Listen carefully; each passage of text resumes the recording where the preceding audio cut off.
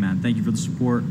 And Kolhii-head with a 25. I'm an artist making a game for Steam. Any advice on starting out? How's the development of your game going? Why does modern game design suck so bad? And what made the design and writing of games like Fallout 2 so good? It was just a different time. If you like the Fallout 2, Fallout 1 stuff, check out Timothy Kane, one of the first developers for Fallout. He started a YouTube channel, and he talks about what it was like to work on the early Fallout titles and like why he left and stuff. I've been watching those recently. It gives kind of a window into the old style of making games. I think the game design stuff, it's kind of like, it reminds me almost of MMA, where if you're doing UFC, there's like a meta game where you have to do like calf kicks. You know what a calf kick is? Yeah. It's like a low kick to the calf. It's very gay. It's like a girly schoolyard, like kicking someone in the shins type thing.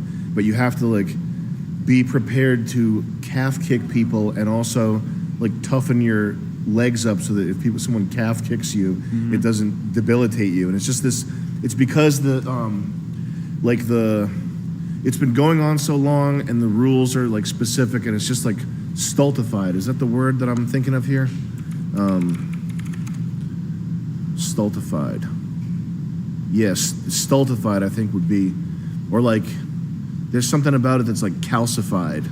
It's just not innovative, new, refreshing. It's definitely not the UFC that was in like the 90s.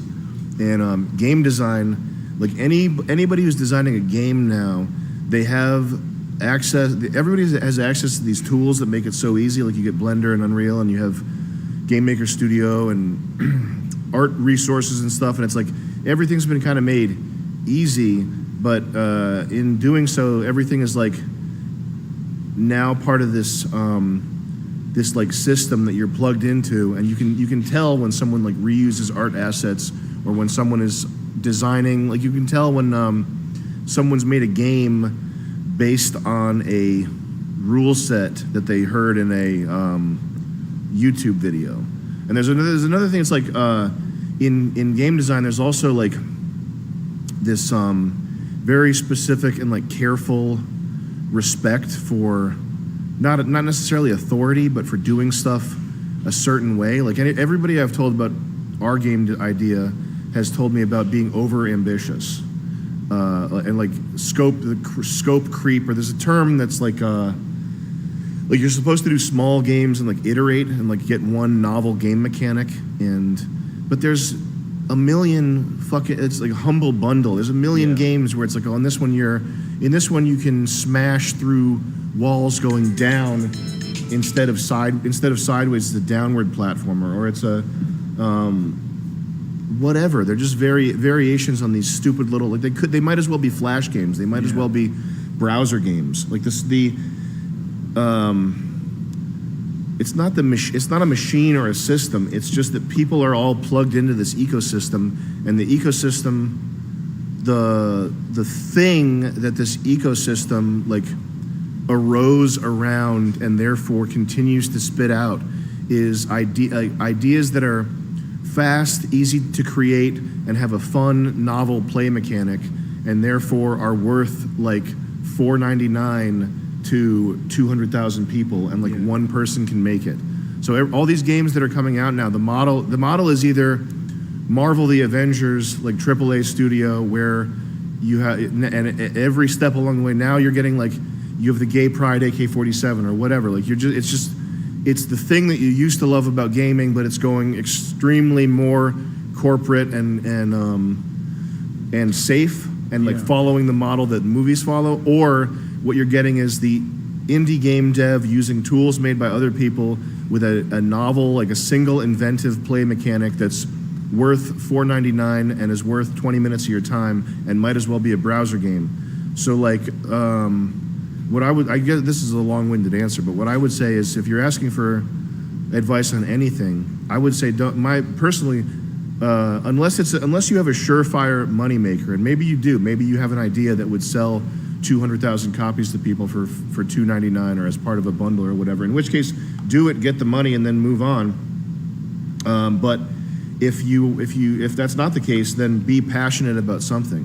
Like, be so passionate that you would spend 10 years of your life chasing after it, like, aggressively in a careful, like, measured way that's sustainable, to get your vision done. You know what I mean? Like, any project that's like architecture, art, or an automotive project, engineering, whatever. These are not things that take 6 months. So all these game designers that are like, you should be on to your next project. You should finish 12 projects a year, or you should finish a project every 3 months. Like, that's a recipe to creating disposable crap. That's a recipe for making junk, which is fine because junk sells and you have to pay the bills. But if the world doesn't need more junk, so make something you're passionate about and burn your life to the ground trying to make it happen. You might as well. What else are you gonna do? Watch fucking TV?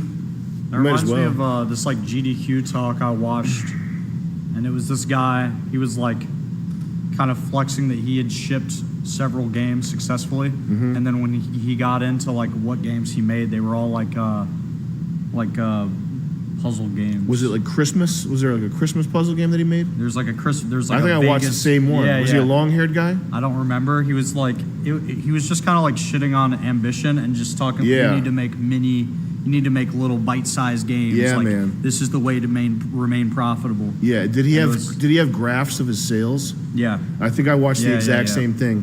I was like, damn. Like the most disposable fucking garbage junk puzzle games.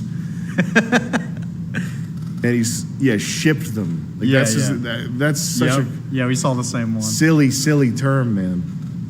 Got a bunch to catch up on. Yeah. Backwards Fish 86. Hey, thank you.